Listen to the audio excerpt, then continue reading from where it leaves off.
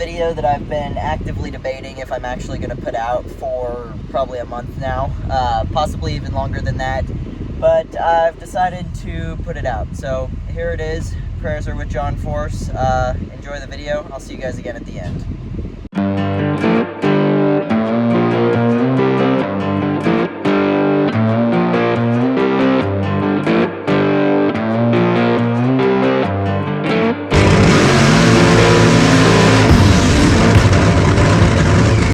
I've never actually been to Virginia before. Actually, most of us haven't, because it hasn't been on the.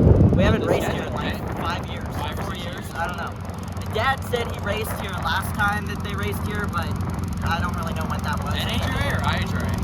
NHRA, I think, because they used to run a national event here every year. They just haven't for like 4 years.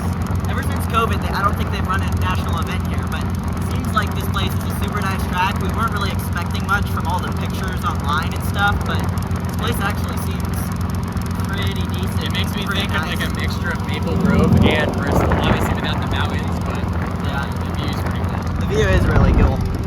So, we're just going for a ride down the track. Turn around and the view's pretty cool too.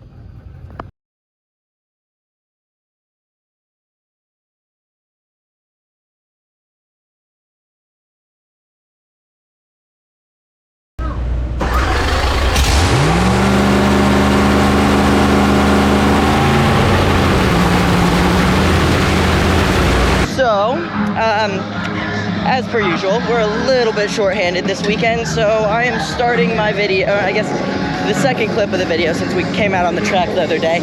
I'm walking out to back that up. But this weekend's a little bit chaotic because there's 3 qualifying runs, which is a little bit weird. We've never had 3 qualifying runs in the day, but it is a 2-day event instead of the usual 3, and it's something new they're trying. Gives it a little bit of variation, but it adds a lot of stress to literally everyone.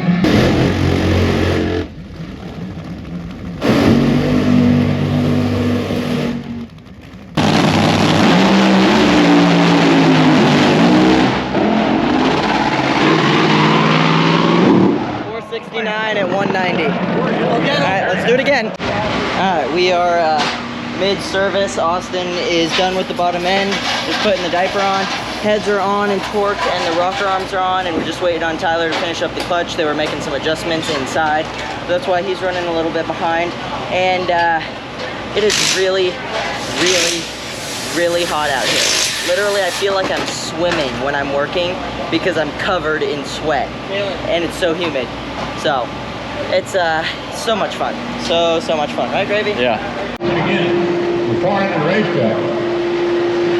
What's up, Mr. Crew Chief? For all of you military members, hot. veterans who are out there. So what are we doing this time to improve on our last run? Well, it was going too fast in the middle last time, so we weren't going fast enough when we got there, so I spun the tires. So slowed it down, try to run the same run this car ran for years, 4.0 something, 4.09, 4.08. Do that, we'll get in pretty good. Do you know where we're at right now? Virginia. Stop by our friends at Fire Department Coffee. Ask them. See what I have to work with every day. Hey, another quick reminder when you're wandering I don't know how he's my dad's favorite grandstand child. over. The thing that most people don't think about with this heat, which is actually kind of scary, is all these drivers are sitting there in 5-layer Nomax fire suits with Nomax pajamas on, and it's about 9 zillion degrees in the car. And a couple of years ago in Pomona, they were sitting there for the final, my buddy Justin Ashley, and he passed out in the car because it was so hot. So we've been dabbing Dad up with water and a towel, and hopefully that helps because he was getting close to overheating, which is really scary in heat like this. So not good, but it's time to go.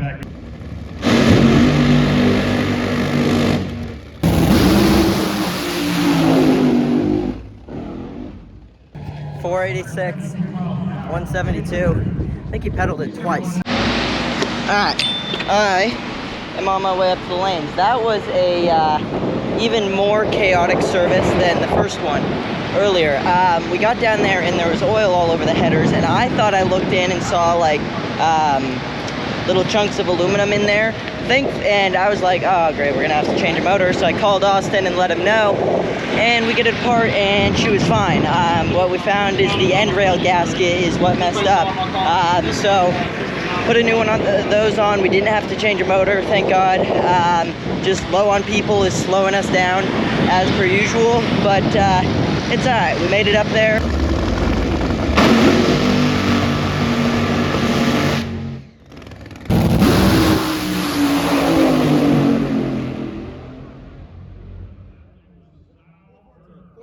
We're good. 414. We're safe at least. Yeah, baby. Car might be hurt, but we're safe. So at the end of the day, we ended up qualified number 12 with our 414, I believe it was. Pretty much every hole this car had was out on that last run, and Dad pedaled it, and he made it go down the track. So that was cool. The bearings came back and looked terrible, but it is what it is. Car is put back together. Tyler's just finishing putting the clutch back in, and tomorrow morning we race the legend, Mr. John Force. And from what I understand, from what Miss Heather said, we're about 50-50 with Mr. Force. So we'll see how that goes tomorrow. What's nice about it being so hot and greasy is it's harder for big teams to slow their cars down to what we're already kind of running. And granted, we don't have it perfectly figured out. We're still working on it. But these hot, greasy racetracks of the summer give us good opportunities to win and go rounds. So we're excited about that, and if it's in God's will, we'll go some rounds tomorrow and have some fun. So I will see you guys bright and early tomorrow morning. Good morning. It's race day here in Virginia. It's hot, it's muggy, and we are back at Virginia Motorsports Park racing. It is race day. We run Mr. John Force this morning, and we're excited. It's time to have some fun. Alright, on my way out here to back that up, I just want to say a prayer real quick. Lord, I thank you for this day, and I thank you for everything you've blessed us with. And Lord, I just thank you for you making it so that we get to do really, really cool stuff every day. And Lord, if it's in your will, make us go some rounds today and just keep Dad safe. In Jesus' name I pray. Amen. Let's go racing, boys.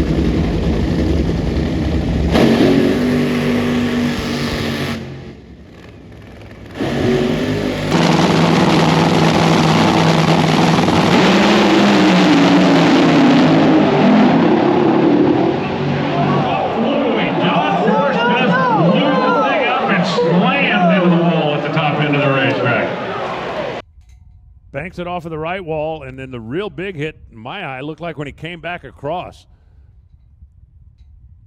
That is a big-time explosion for a guy that's had a lot of big-time explosions.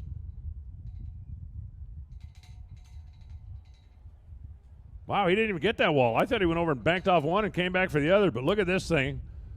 Traveling across the racetrack. Fortunately for Terry Haddock, he was slowed down to the point that he was out of the way, and man, that is a big-time hit into the concrete down there.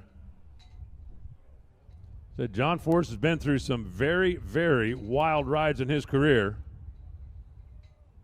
And I'm going to put that one in the top 3 or 4.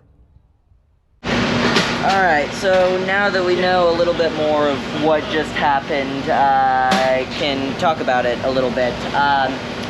First round, when we were running John, Dad smoked the tires at probably 500 feet-ish. John went down the track to a 414 or 419 something, went through the lights and blew everything to Kingdom Come, right? Darted over towards the right wall, steered it away, and it slammed him into the left wall in front of Dad at about Mock Jesus, and it hit, and then he turned around and hit the right wall again. According to Dad and according to like the official reports, John is out. It was cut out of the car. Like they cut the roll cage off. He was alert and alive, and they care flighted him out. And so everybody's kind of just sitting and praying for him. Thank God that our car smoked the tires, because if it hadn't and we had made a good run, we would have been in that hole deal. Keep John, by the time this comes out, we'll have more information, but John is in our thoughts and prayers right now. In a little bit, I'll go find Dad and get his take, but scary stuff. Goes to remind you how real all of this is. That's the scariest crash that I've ever seen video of, ever seen in my entire life. So we're just grateful that nobody was killed or hopefully hurt too badly, and we'll know more on John in a little bit. So first off, thank God that John is okay after that tragedy. That could have gone so much worse. And God had his hand on John that day, and he also had his hand on Dad, keeping him safe and out of that mess. And I cannot say thank you to God enough that he kept us out of that.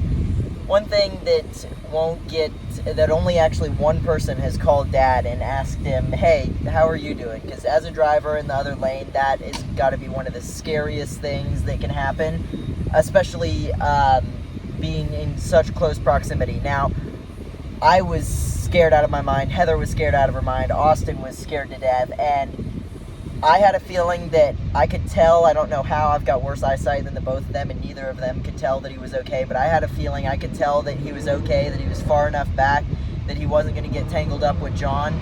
But still, that is one of the scariest things that can happen. We were hauling butt to get to the top end and make sure he was okay, and hopefully soon we get to go racing again, and as a driver, that's got to be the scariest thing. I haven't wanted to bug Dad and make him talk about it again, but it's not a good situation.